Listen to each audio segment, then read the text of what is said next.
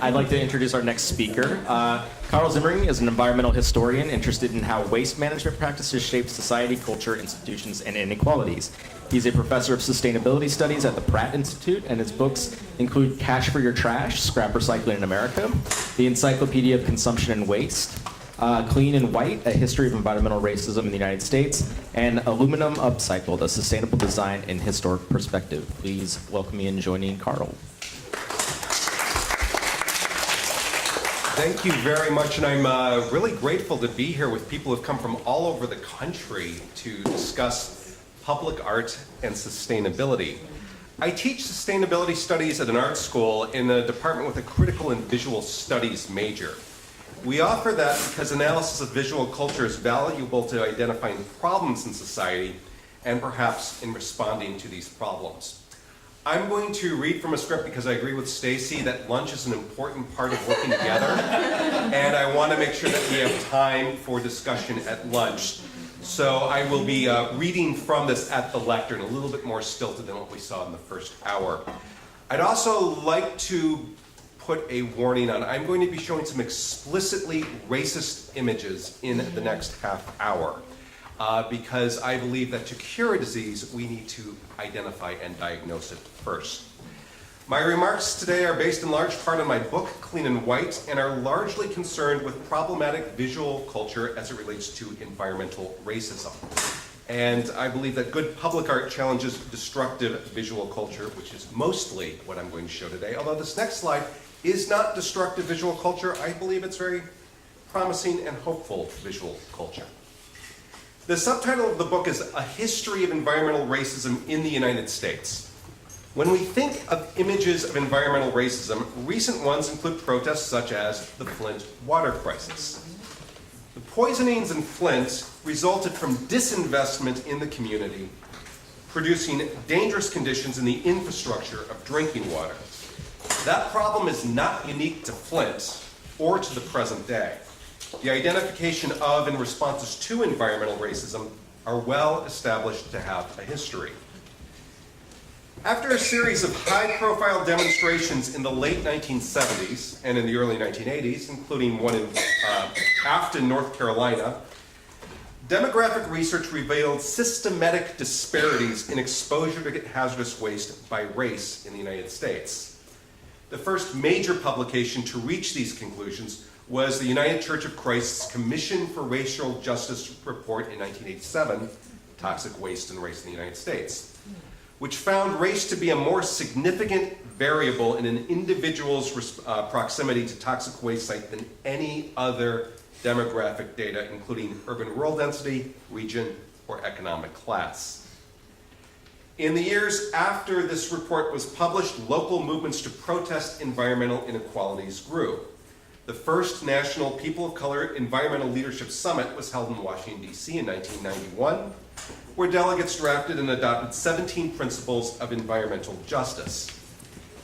As the movement grew, it codified a definition of environmental racism that the United Church of Christ's Benjamin Chavez articulated in 1992, when he said that environmental justice consisted of racial discrimination in environmental policymaking and the enforcement of regulation and laws, the deliberate targeting of people of color communities for toxic waste facilities, the official sanctioning of the life-threatening presence of poisons and pollutants in our communities, and the history of excluding people of color from leadership in the environmental movement. There's a lot in that definition, and over the last 3 decades, scholars working in sociology, law, geography, and anthropology have developed a literature in the growing environmental justice movement, and this is just a sampling of some of the books of that. One way to approach the history of environmental racism is to consider this literature from and on the past 35 years as one discrete historical era, the era of conscious resistance to environmental racism. You could teach this era by framing it starting with that 1987 report and Robert Bullard's book, Dumping in Dixie, then discussing the growth of the movement after the 1991 summit with local examples ranging from Laura Polito's research on Southern California to Julie Che's study of the sustainable South Bronx movement in New York City, and culminating in the recent past with the Flint water crisis, the Standing Rock Sioux resistance to the Dakota Access Pipeline, and other contemporary movements. This brief history provides context for what has been accomplished and what struggles remain. It is very valuable. There's a second way in which history may inform the environmental justice movement. History can provide context for how deeply rooted these problems are in American society, including the systems we depend on for maintaining our environments.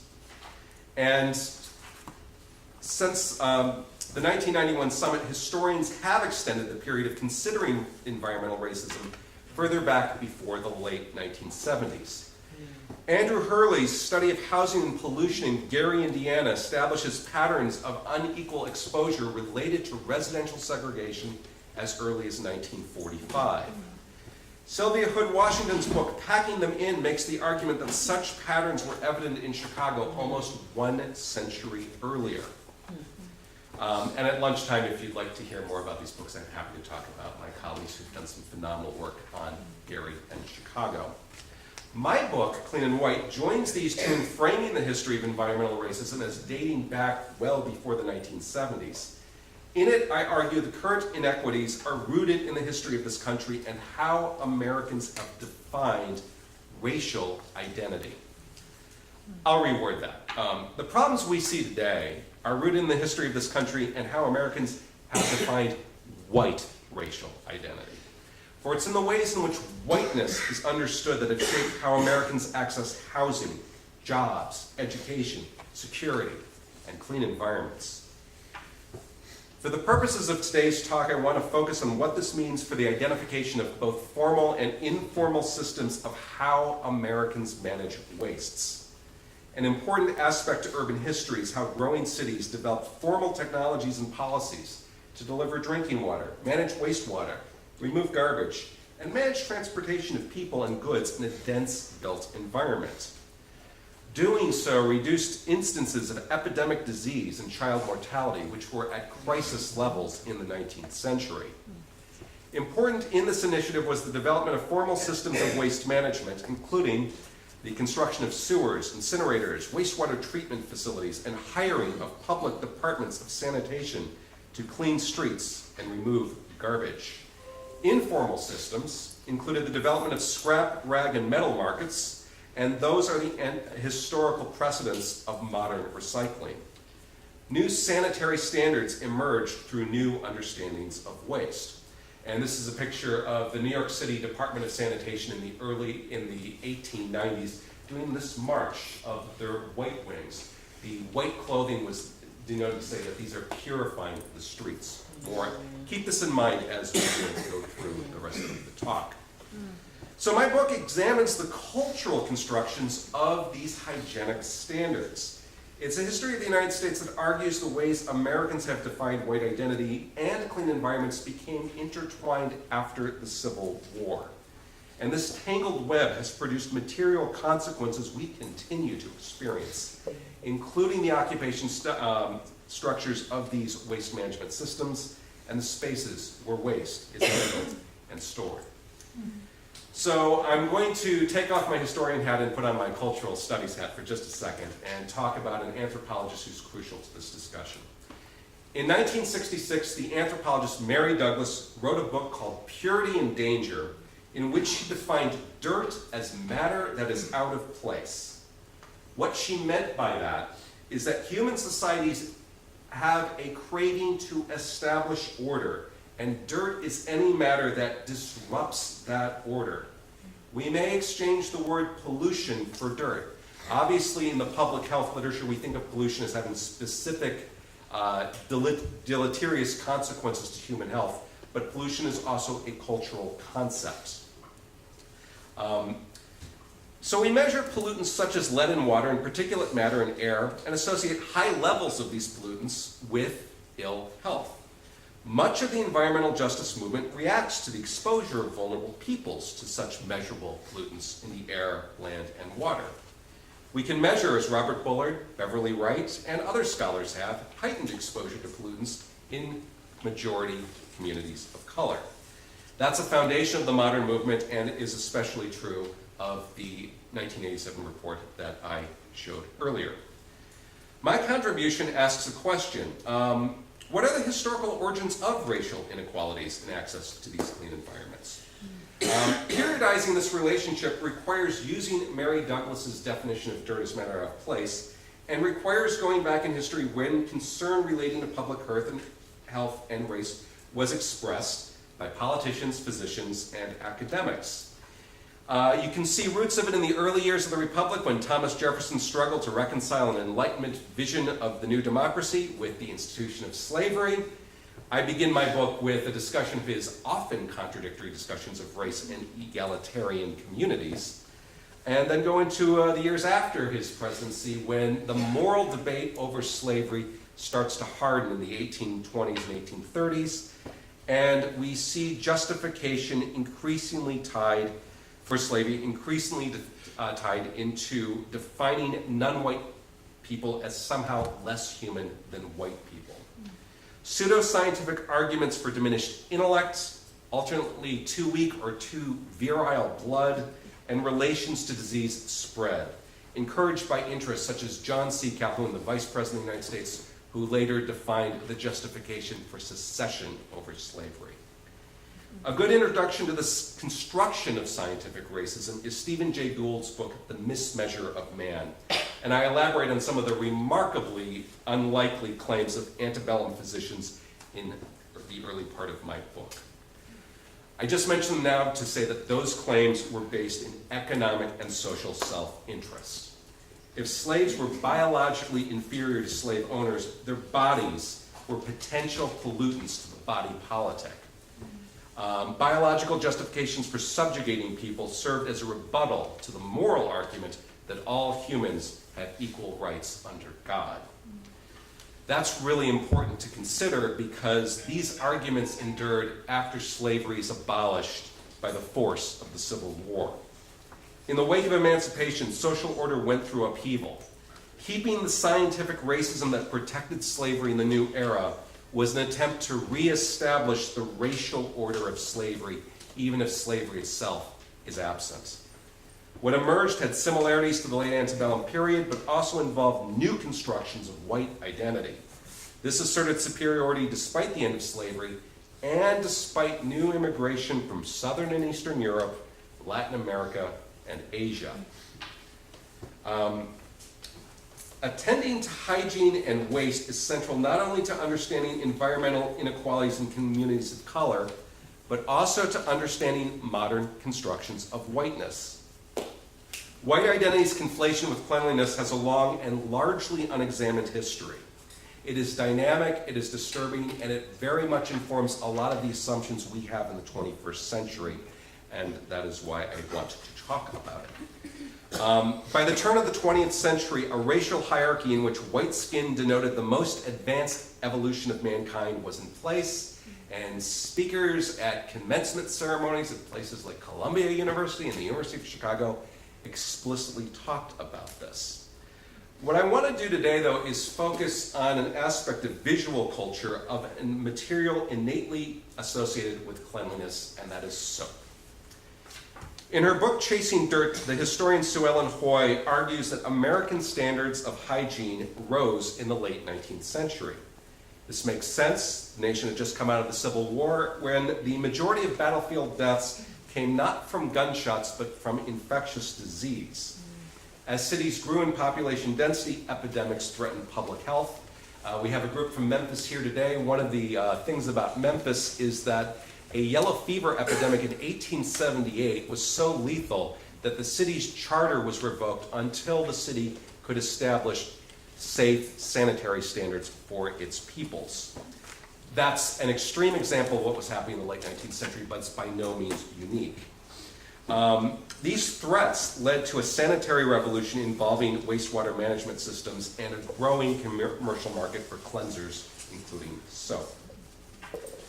The notion of purity was central in advertising during this period. Purity was synonymous with health, with reliability, and advertisers could convince the public their products were safe and reliable with declarations of purity. Purity extended to the tools Americans could use against filth, including the toothbrush, household cleanser, and soap. Industrial development brought the masses many products at affordable prices, and soap becomes a mass-marketed product in the 1860s and 70s. Some of the companies that we see today have their roots there, including Procter & Gamble, the makers of Ivory soap. There are a lot of less recognizable smaller manufacturers, including Kirkman & Sons, Sopoline, and Louts Brothers. All of these firms, though, engaged in print advertising in the late 19th and early 20th centuries. The marketing of soap, like that of other products, grew increasingly visual as newspapers and mailers became able to reproduce black and white and color illustrations. Manufacturers used the U.S. mail to send advertisements out, often in the form of small baseball card-like pamphlets. Archivist Faith Davis Ruffins at the National Museum of American History, who oversaw cataloging of thousands of such ads, observed that advertisers felt great license to use humor in these targeted advertisements, and the humor displayed in the soap cards reflects tropes in both regional and national culture. Now, in these advertisements, patterns emerge, and this is where my warning about explicitly racist images comes into place. A crucial concept in this reasoning is the idea that white skin is pure and non-white skin can be used to help sell soap. Many of these cards display comic scenes that are unrelated to that explicit function of the product. They're offensive, but they're not particularly innovative in their racism other than to show racism. And this example of a Chinese man washing laundry with Sopoline is one of those. It's not a coincidence that Chinese men are associated with laundry in the 1870s, but it's not, nothing about this man's ethnic heritage relates to the effectiveness of the product. About 20 years after that, at the Columbian Exposition in Chicago in the 1890s, Ivory Soap, who very much talked about being 99.75% pure in their ads, and those ads extended well into the 20th century, talk about the purity of the white soap as an ability to civilize peoples. And what you see in these two images in this booklet that was distributed at the Columbian Exposition is a two-part drama in which Uncle Sam goes to indigenous Americans who it's described as savages, gives them ivory soap, and lo and behold, in that next image, they're dressed as respectable people and they have been civilized by the soap. All right. The ultimate proof of a cleaner was to claim to actually cleanse skin. And if the constructions of racism equated non-white skin with dirt, soap removes pigments. I could give you 30 of these images. This is a very common trope by 1880. The ultimate proof of a cleanser is to, as this last image says, beat that if you can. Our soap will remove black pigment. And this becomes a social pressure. In this first image, a young, white, blonde, blue-eyed boy asks an African-American boy, "Why doesn't your mama wash you with fairy soap?" With the implication that if these two other ads have it, if they do that, you'll actually look like me. If pictures and their racist captions did not convey the message, poems and stories would. On the back of the Pearline card in the middle of this, the James Pyle Company walked back its claim, admitting, "We're not sure that this will make black skin white." Most of these ads are explicitly anti-African American, but not all of them. I have one more of these ads to show you, which I like to discuss this one because the complexities of race, gender, and class in this next ad are truly remarkable for thinking through some of the constructions of white identity as pure. This next ad comes from 1914. It's from the Larkin soaps, and it's a picture and a poem. And in this picture, you see 6 individuals, 3 wealthy men who are identified in the poem as Turkish, who have 3 white female employees who are washerwomen. The accompanying poem tells the story of how the women get together. They like the fact that they have these wealthy employers. They think they're very good employers, but they conspire to convince the men to be washed by the Larkin soap. That transforms the employer's features from brown to milky white. Now that these rich men are white, they are fit to be married by the washerwomen. The story ends very happily. Cross-racial and cross-class lines were transcended, all through the miracle of a pure cleansing soap. This is happening at the same time that lynchings are going up, anti-immigration movements are going up, and in fact, a lot of what's actually happening in the culture is a hardening of racial lines. Access to whiteness is being shut off. This soap is, in its own witty way, trying to go, oh no, we're so powerful we can actually cleanse that, at a time where that's indeed an illusion. Given the high priority placed on ridding cities of dirt and disease at this time, if white skin is clean skin, that's fantastic. White skin is healthy skin, great. What's happening with non-white skin and the people who have them? What's the connection between dark-skinned people and disease? In a world where dirt could kill, and in densely packed cities, kill thousands quickly, an influx of dark brown, yellow, red, or black-skinned people were defined as pollutants that could threaten the health and well-being of otherwise healthy men, women, and children. This leads to a number of material consequences. One is segregation of where people could live, and we can talk at lunchtime about some of the specific policies that went into place for that. It also led to environmental employment patterns for the people handling waste, in which people identified as white were seen as above doing the work of custodial, sewer, and garbage collection. And in my longer book, I talk about the demographic patterns in these waste trades. There's a variety of histories from laundry to scrap metal, but one thing in common: native-born white Americans do not do this work on average, and people who are not native-born white Americans, as defined by the census, are represented in numbers far above their numbers in the general population. While keeping cultural historian Roland Marchand's cautionary note that advertising reflects aspirations and assumptions rather than reality, these advertisements reflected assumptions about race and waste that informed what work people did and what people's exposure to waste are. So I'm going to show 3 more visuals. The next one is less visually offensive than this in terms of the illustration, but I actually find this map incredibly offensive. This is a map that is of the city of Chicago and was developed in 1957.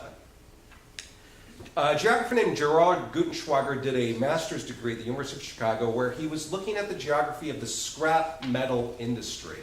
And as he was doing that, he realized that where scrap businesses were situated between the end of World War I, when residential zoning comes into the city, and the mid-1950s, it's in communities that are, as the map says, quote, at least 25% Negro population.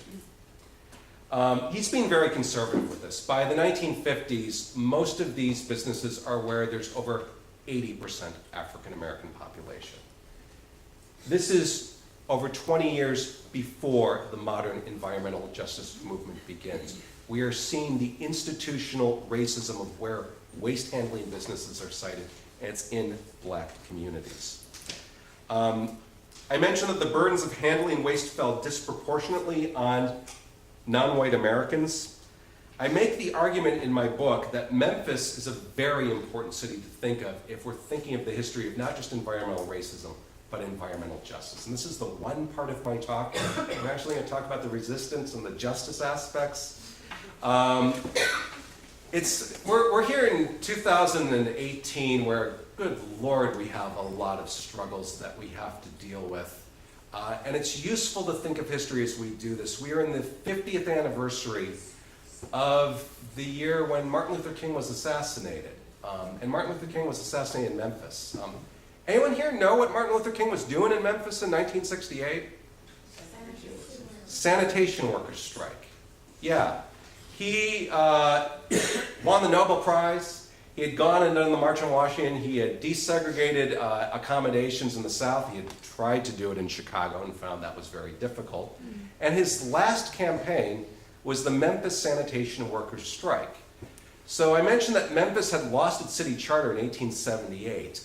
After that, actually, it developed a big sanitation infrastructure, including developing an early sewer system that was the envy of much of the rest of the United States. And in fact, the gentleman who developed that sewer system, George Waring, became the guy who founded the modern Department of Sanitation in New York City and who had that White Wings March that I showed earlier. In the 1950s and early 1960s, Memphis's population grew substantially and the Public Works Department grew. Almost every employee of that department who handled garbage as opposed to driving a truck or paving a street was an African-American man, with many recruited from the cotton fields of North Mississippi. Over 1,000 of such men were being paid between $2 and $3 a week, working on incredibly dangerous equipment. And on February 1st, 1968, two such men were riding in a truck, in the back of the truck, as was the labor conditions at the time, when the hydraulic press that garbage trucks have activated and crushed them to death. Their fellow workers said, "We're out of here, we are striking." The city attempted to recruit more African-American men to do this, and no one was going to do this work because they viewed this as a civil rights issue. The city then tried to get working-class white Memphans to do this work, and this work was not done by white Memphans, so this work continued not to be done. It involved the local African-American clergy and very quickly the national labor movement and the national civil rights movement. Martin Luther King famously said of Memphis, "The movement lives or dies in Memphis." I'm particularly struck by the slogan of the movement, "I am a man," which isn't about garbage. It's not even about wages. It's about basic dignity.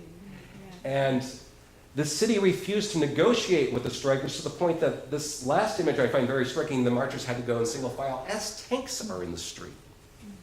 What ended this labor face-off, where the city refused to even negotiate, was Dr. King's assassination. In the wake of the assassination, the President of the United States says to the mayor, if you don't settle the strike, I'm basically sending the National Guard in. And so the Memphis workers were allowed to bargain with the city after April of 1968. And I argue that this strike represents a critical watershed for the modern environmental justice movement. Workers of color exposed to the hazards of waste management walked off the job and framed this as a civil rights issue. We can see the elements of what happened in North Carolina and more recently in Flint in this. That's one aspect of the historical significance of the cultural constructions I wanted to talk to you about today, but there's another one.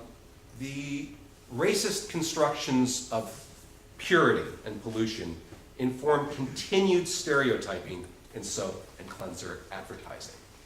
I don't know if anyone's seen these ads from last year. These kind of tell the story themselves. Do I need to analyze what's up here at all? The good news is when these ads came out on the internet, the uproar over them led to very quick and immediate apologies from Unilever, who now owns Dove soap, and Nivea. It'd be nice if these led to substantial changes in who is actually making the decisions about marketing of these soaps. And the really disturbing thing to me is, A, that these came out, but that people still see them as powerful endorsements of how soaps actually work in the 21st century. If commercial visual culture continues to produce racist constructions of our bodies and our environments, one aspect of sustainable public art is combating these stereotypes. How might the present and future of community-oriented visual cultures serve to break this cycle of environmental racism? One possibility may involve reframing the question: how can popular understanding of race and pollution replace these images with ones that consciously fight and confront environmental racism, like these images? I hope this context is useful for the rest of our conversation today, and I thank you for being here, and I'm happy to entertain questions. Thank you.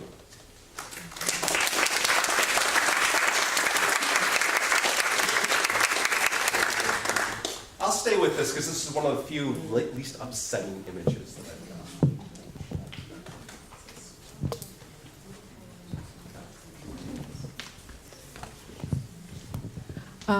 I believe that is a very powerful and very and impacted me at some point because I am working as a, I am a clinician, and I work in the Kensington area that everybody knows about the opioid crisis.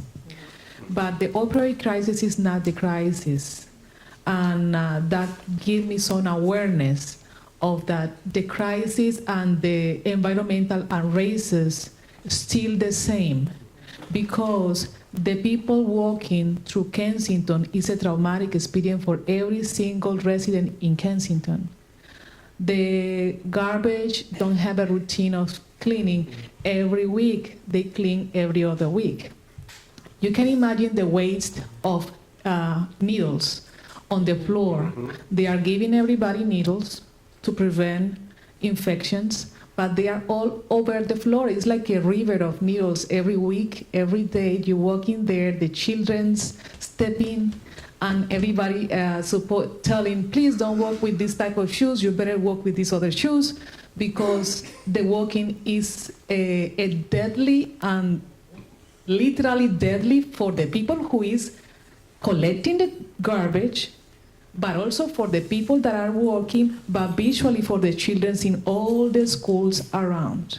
So I believe that continue at some point the level of segregation, construction, and limitation of services for where you're coming from. The overpopulation of Kensington have been raising with the new group of people coming for the hurricanes. So we are overpopulating, having over trashes and over, so it's complex to understand how we can make a plan or how we can create more awareness of more than pointing the people as opioid addicted, that they are also segregated by connected with the opioid crisis and avoiding the reality of what they are suffering every day. So it is my connection with you, what you say.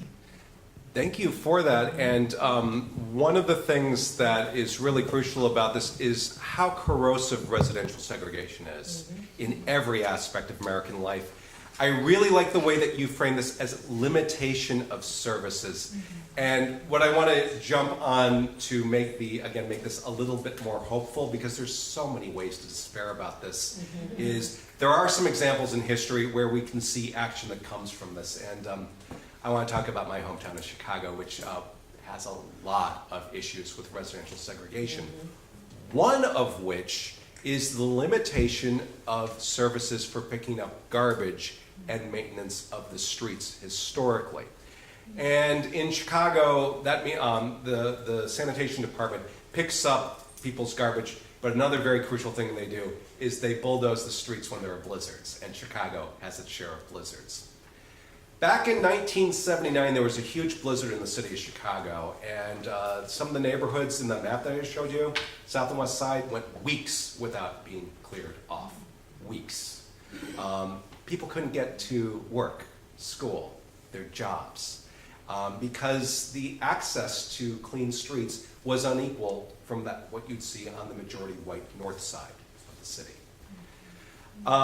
This had one immediate impact because this happened a few weeks before a mayoral race, and the incumbent mayor, Michael Blandick, was defeated by Jane Byrne, the first and to date only female mayor of the city of Chicago. With luck, that will change in the next couple of months. But the other thing that happened is this galvanized a deeper political movement in which Harold Washington, who was then a congressman, registered more than 100,000 residents on the south and west sides, mostly about this limitation of services. And in 1983, Harold Washington became the first African-American mayor of Chicago. There was a lot of opposition to him there. A lot of his program was stymied, but one thing he was able to get through very quickly was equal access to these city services. So garbage and street cleaning was extended to neighborhoods like Austin and Bronzeville and Roseland in ways it had never been extended before. So one thing that I hope I can leave you with is that people can and do organize around this. It takes years and a lot of effort, but there are possibilities. And even though Richard M. Daley eventually became mayor, those inequities that his father had as mayor in the 60s and 70s weren't there when the son became mayor. What Harold Washington established in 1983 has endured to the present day. There are other problems in Chicago, but at least the garbage is being picked up.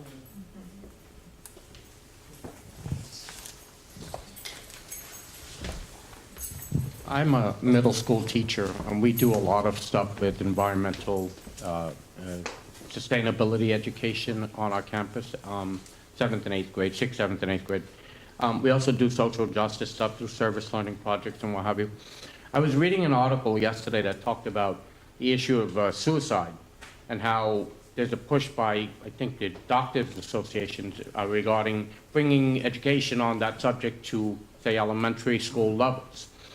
Mostly because there's been a huge increase where the suicide rate is reaching down to 10-year-olds at this point.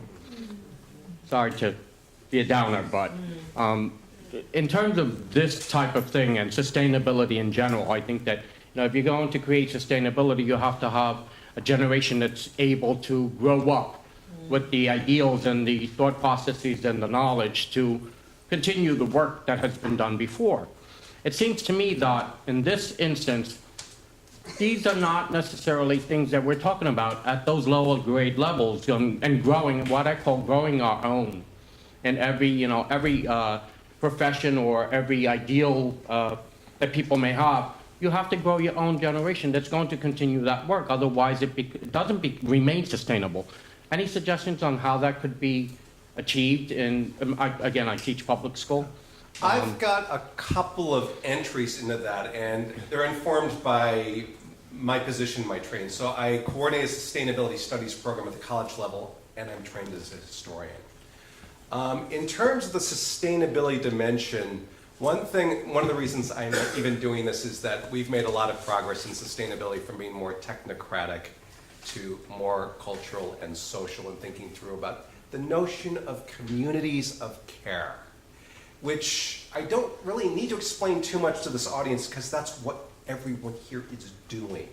And from that, my training as a historian allows me to, one of the reasons I talk about Martin Luther King is, it's been a while since I've been in an 8th grade classroom, but I'm hoping that Martin Luther King is still being taught at that level. And we understand him with the general civil rights movement, but we can use aspects of his activism to get into this more deeply. Are 10, 12, 13-year-olds being taught about the all labor has dignity aspects of what he did in Memphis? Because if we start talking about that, we can start talking about what is being fought here. It's not just that certain people couldn't go to school with other certain people. Certain people had to clean up the messes other people were making, and that had specific human health consequences to them. So using famous historical figures, which I do deliberately in my book, just to give people something tangible to hook onto with this story, I found has been very effective in getting people to think about these issues. So maybe looking at Dr. Martin Luther King's life. My book talks about this in the last chapter, but there's a great history by Michael K. Honey called Going Down Jericho Road. It's a big book, and maybe using selections from that with your middle schoolers could illuminate some of these issues in ways that they might not be getting in their curriculum otherwise. Thank you. Sure. Any other questions? Any other questions? Have I destroyed our morale right before lunch? All right, great. Well, if there's no other questions, we'll break for lunch. Thanks, Carl. Thank you very much.